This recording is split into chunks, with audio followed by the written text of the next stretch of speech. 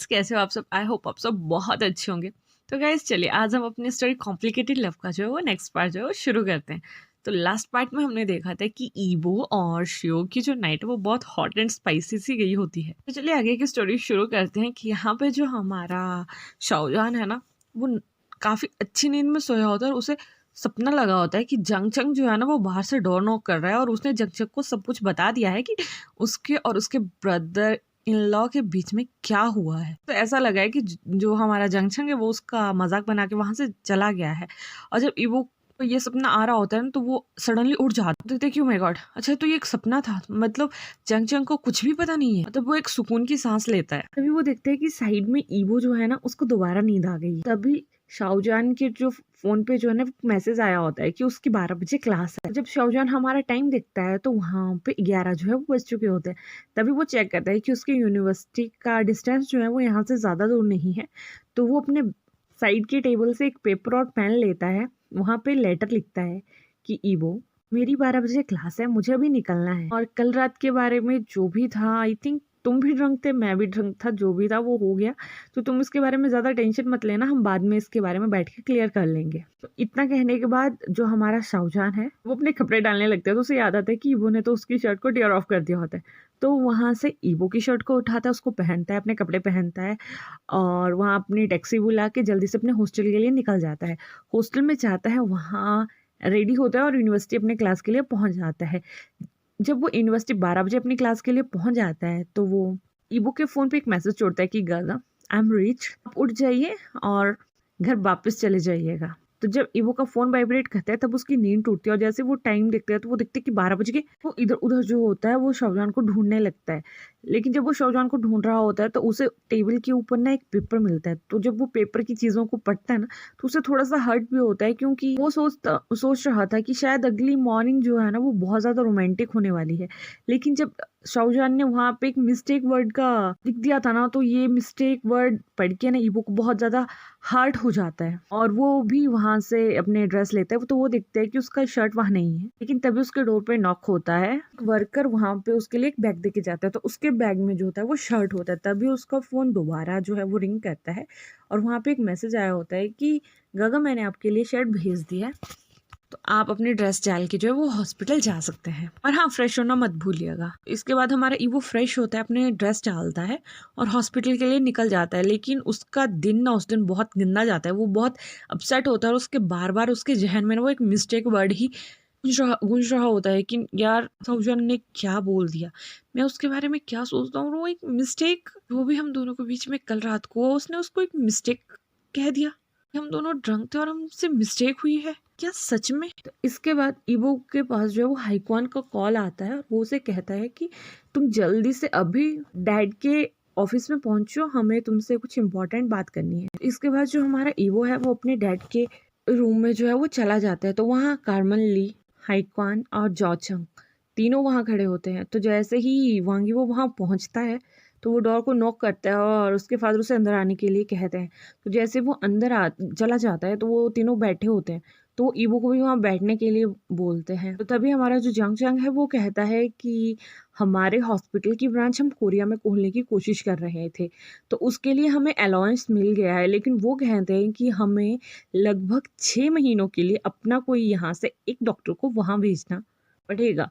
तो इसलिए जो डॉक्टर जेम्स हैं उन्होंने तुम्हें सिलेक्ट किया है। तो ये सुनने के बाद ईबो बिना सोचे समझे हाँ कर देता है, क्योंकि उसके जहन में वही स्योजान की बातें चली हुई होती हैं और वो गुस्से में भी होता है। तो वो कहता है कि ठीक है, मैं जाने के लिए तैयार हूँ।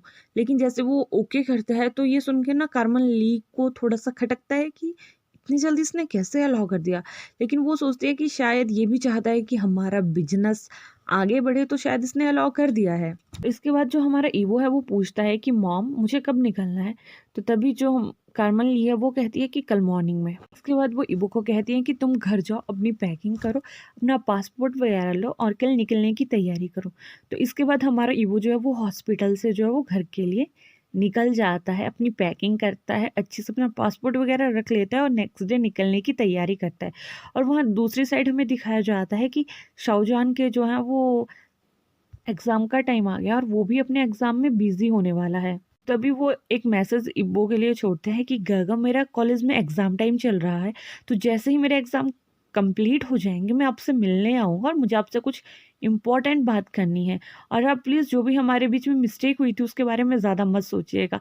जब शाओजॉन दोबारा वही लाइन लिख के इबो को भेजता है तो इबो को इतना हर्ट होता है कि वो पहले तो सोचता है कि क्यों ना वो शाओजॉन के नंबर को डिलीट कर दे या तो ब्लॉक लिस्ट में डाल दे। लेकिन वो कहता है, सोचता है कि शायद कभी भी दिक्कत आ सकती है, तो वो ये तो नहीं करता है, लेकिन शाओजॉन के हर मैसेज को जो है वो वहाँ से रिमूव कर देता है और उसे एक करके रिप्लाई करके छोड़ देता है। और इससे हमारा नेक्स्ट डे होता है, हमारा जो ईवो होता है वो चला जाता है कोरिया के लिए। वैसे ही कुछ दिन निकलते हैं, ईवो का कोरिया में बहुत अच्छे से वर्क चल रहा होता है। वहाँ पे उनकी एक और अच्छी डॉक्टर फ्रेंड बन चुकी होती है, डॉक्टर आशिंग, जो होती तो चाइना की है लेकिन रहती कोरिया में है। तो मतलब हमारे ईवो और आशिंग है वो अच्छे फ्रेंड बन चुके होते हैं और साथ में काम करने का उन्हें बहुत अच्छे से मज़ा आ रहा होता है और उनका हॉस्पिटल भी वहाँ पे बहुत अच्छे से चल रहा होता है। और वैसे ही करते-करते मतलब 1 हफ्ता 2 हफ्ता निकल जाता है और दूसरी साइड में दिखाया जाता है कि जो हमारा शाओजॉन है, उसके एग्ज़ाम तो ख़त्म हो चुके होते हैं, लेकिन अभी ना उसकी तबीयत थोड़ा ठीक नहीं रह रही होती। वो कभी कुछ खाने की कोशिश करता है तो उसे वॉमिट आउट हो जाता है, कभी उसे चक्कर आ रहे होते हैं, तो वो सोचता है कि शायद या तो उसे फूड पॉइज़निंग हो रही है या तो बहुत बाहर का खाता है उसकी वज़ह से उसे ये हो रहा होता है। तो एक दिन जब वो अपनी क्लास में बैठा होता है तो उसकी तबीयत जो है वो सडनली ख़राब हो जाती है और वो अपनी टीचर को कहता है कि उसे बाहर जाना है। टीचर उसे अलाउ कर देता है और जैसे ही वो जाता है तो वहाँ पे जैसे वो रास्ते में जा रहा होता है ना, तो उसे वो कहता है कि कहीं से किसी खट्टी खाने वाली चीज़ की ना खुशबू आती है, तो उसका मन उसे खाने के लिए कर जाता है। तो वो कैंटीन में जाता है और जो भी कुछ बन रहा होता है ना, उसे खाता है और उसे बहुत अच्छा लगता है। और उसके बाद उसके कुछ फ्रेंड्स उसके पास आते हैं और वो कहते हैं कि यार, तुम्हारी तबीयत मुझे ठीक नहीं लग रही, तुम एक बार हॉस्पिटल में जाके चेक क्यों नहीं करवाते?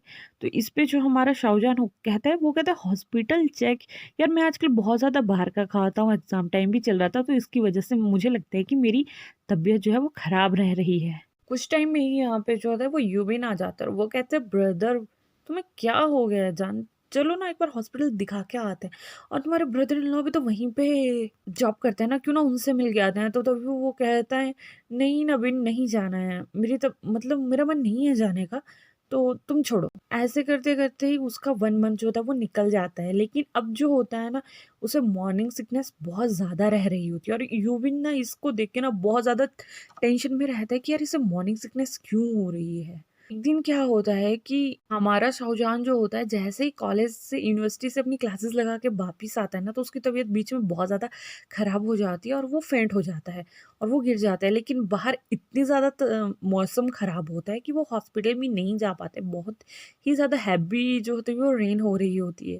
लेकिन शाहजहां की तबीयत इतनी खराब हो चुकी होती है वॉमिटिंग और फेंटनेस की वजह से कि वो ना ही इनको आवाज़ लगा पाता है, क्योंकि यूविन जो होता है वो दूसरी रूम में होता है और ना ही वो अपने बेड तक पहुंच पाता है। तभी उसे याद आती है कि शायद उसके पास उसके ब्रदर इन लॉ का नंबर होगा। लेकिन जैसे वो फ़ोन ओपन करता है तो उसे उसे याद आता है कि उसने तो न्यू फ़ोन लिया और उसके पास सिर्फ अभी ईवो का नंबर है। तो वो जो है वो डायरेक्ट जो है ईवो को कॉल करके कहता है कि ईवो को कॉल कर देता है। जैसे ईवो नंबर देखते हैं तो वो सोचता है कि ये मुझे क्यों कॉल कर रहा है, वो भी इतने टाइम के बाद। से अब जाके मेरी याद आई। जैसे ही शाहजहां जो है ईवो को कॉल कर रहा होता है, पहले तो ईवो इग्नोर करने की सोचता है, लेकिन वो उठा लेता है।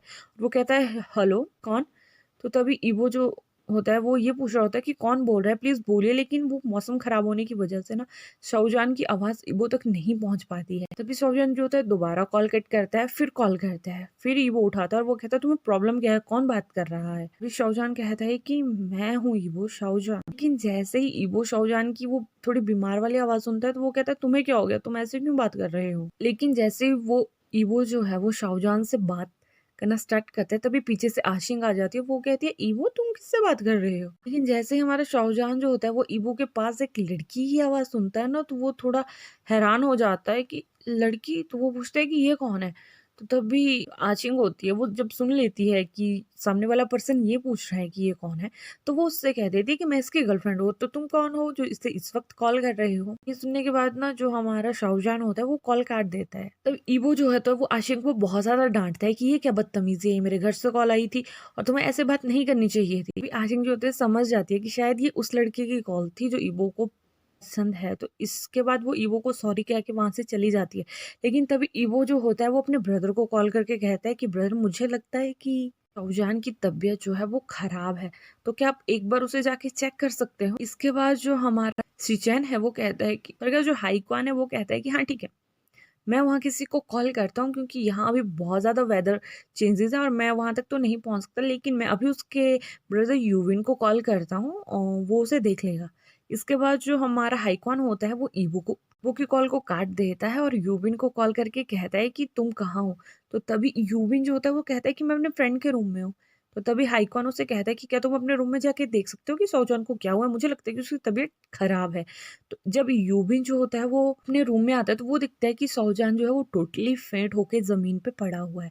तो इसके बाद वो जो है सौजान को उठाता है, उसके बेड पे छोड़ता है और वो हाइकॉन को जो कॉल करके पूरी सिचुएशन के बारे में बताता है। तभी हाइकॉन कहता है कि तुम उसे चेक करो, क्या उसे फ़ीवर है? लेकिन वो तभी जो हमारा यूबिन है वो सौजान का टेम्परेचर चेक करके बताता है कि नहीं उसे फ़ीवर तो नहीं है। तभी उसे याद आता है कि को आजकल क्या हो रहा था। तो इसके बाद जो यूबिन है ना, वो हाइकॉन को हर चीज़ के बारे में बता देता है कि इसे मॉर्निंग सिकनेस होती है, इसे फ्रीक्वेंट वॉमिटिंग भी होती है, कभी ये खट्टा खाता है, कभी ये मीठा खाता है और उसका टेस्ट ना आजकल बहुत ज़्यादा गंदा और अजीब-सा हो चुका है, ये कुछ भी कभी भी खाता है। ये सब कुछ सुनने के बाद ना जो हमारा हाइक्वान होता है ना, वो बहुत ज़्यादा हैरान हो जाता है और वो उसे कहता है कि ठीक है, मैं अभी एम्बुलेंस भेज रहा हूँ, जैसे ही मौसम ठीक होगा तुम अभी के अभी शाहजहां को लेके जाओ, वो हॉस्पिटल आओ। कुछ समय के बाद जो वहाँ पे बारिश होती है ना, वो होना बंद हो जाती है और एम्बुलेंस भी जो होती है वो हॉस्टल तक पहुंच चुकी होती है और यूबी जो होता है वो शाहजहां को एम्बुलेंस में बिठाता है और हॉस्पिटल लेके चला जाता है। तो जैसे ही हाइक्वान जो होता है वो शाहजहां की हालत देखता है ना, वो ऐसे दिखता है कि उसकी हालत वैसे होती है जैसे एक प्रेग्नेंट लड़की की होती है, लेकिन उसे अभी इन सभी चीज़ों पे ना यकीन नहीं हो रहा होता है। तो वो यकीन करने के लिए ना गायनी एक्सपर्ट को बुलाता है और कहता है कि क्या तुम इसका चेकअप कर सकती हो? लेकिन तभी वहाँ कार्मन ली आ जाती है और वो कहती है हाइक्वान क्या हो रहा है और शाहजहां को क्या हुआ? तो तभी वो पूरी सिचुएशन के बारे में जो है वो कार्मन ली को बता देता है और कार्मन ली भी उससे यही कहती है कि मुझे लगता है कि शाहजहां प्रेग्नेंट है। तो तभी वो यूबिन से पूछते हैं कि इसका बॉयफ्रेंड कहाँ है? लेकिन तभी यूबिन कहता है कि इसका तो कोई बॉयफ्रेंड नहीं है। लेकिन इसके बाद वो शाहजहां को जो है इमरजेंसी रूम में लेके चले जाते हैं, उसके चेकअप करते हैं और उन्हें जब चेकअप के कुछ समय के बाद ये यकीन हो जाता है कि वो प्रेग्नेंट है, तब वो शाहजहां के में आने का वेट कर रहे होते हैं। लेकिन इसी बीच में जो है वो ईबो की कॉल आ जाती है और वो हाइक्वान से पूछता है कि शाहजहां को क्या हुआ है, क्या उसकी रिपोर्ट आई? डॉक्टर्स ने क्या कहा और आप क्यों उसके लिए गायनी का डॉक्टर रिकमेंड कर रहे थे? तभी हाइक्वान जो होता है उसकी सारी सिचुएशन के बारे में उसे बताता है कि उसे आजकल क्या हो रहा था और वो उसे ये भी कहता है कि जो हमारा शाहजहां है ना वो प्रेग्नेंट है और आई थिंक उसका बॉयफ्रेंड को ये भी पता नहीं है। जब हमारा वो ये सुनता है ना कि हमारा जो शाहजहां है वो प्रेग्नेंट है, तो वो एक तो खुश हो जाता है और वो कहता है ब्रदर आप सच कह रहे हो, जान प्रेग्नेंट है। जब जो हमारा शिचान होता है वो हाइकॉन जो होता है उसका ये वाला रिएक्शन देख के ना बहुत हैरान हो जाता है। तो वो कहता है कि वो प्रेग्नेंट है, तुम इतना खुश क्यों हो रहे हो? इसके बाद जो हमारा ईवो होता है ना वो बिल्कुल चिल्ला के कहता है कि ब्रदर मैं फादर बनने वाला हूँ। तभी हाइकॉन कहता है ईवो क्या बोल रही हो तुम फादर? और जैसे वो कहते तुम फादर, और तभी उसे समझ आ जाता है कि शोजान का बेबी रियलिटी में ईबो का है और वहां पे कार्मन ली भी खड़ी होती है। तो जब उनको पता लगता है कि शाओजान के पेट में ईबो का बेबी है, तो वो जल्दी से जाके ना शाओजान का हाथ पकड़ लेती है और उससे कहती है बेबी जल्दी से होश में आओ, मुझे तुमसे बहुत ज्यादा बातें करनी है। और ईबो भी कहता है कि ब्रदर मुझे अभी वापस आना है, मुझे अभी शाओजान से मिलना है, मुझे उससे हर बात क्लियर करनी है, मुझे उसे प्रपोज करना है, I want to marry her. ऐसे वो हर कहता है। तो जो हमारा हाइक्वान होता है ना वो उसे करेक्ट करके कहता है ही इज हिम। वो कहता है कुछ भी हो बट मुझे उससे शादी करनी है करनी है करनी है, मुझे प्लीज आप घर बुलाइए और यहाँ किसी और डॉक्टर को छोड़िए। तो तभी ये सब कुछ चीजें तो होती है, वो आशिंग सुन सुन रही होती है। तो तभी आशिंग कहती है कि यहाँ का काम मैं संभाल लूंगी, तुम वापस जाओ और अपनी न्यू फैमिली मेंबर से अच्छे से मिलो। तो गाइस चलिए आज का पार्ट मैं यहीं खत्म करती हूँ। अब इसका एक लास्ट पार्ट बचा है, मैं आपसे उसको भी जल्दी शेयर करूंगी। होप सो आपको मेरी ये स्टोरी बहुत अच्छी लगी होगी। Please do like comment and share and guys, और अपने फ्रेंड्स को भी कहिए कि प्लीज़ मेरे चैनल को सब्सक्राइब कर दीजिए। गाइस कोई आजकल ज़्यादा सब्सक्राइबर नहीं बढ़ रहे हैं, प्लीज़ बढ़ा दो ना यार प्लीज़। चलिए ठीक है, अब अपना ध्यान रखिएगा, बहुत सारी बातें होगी।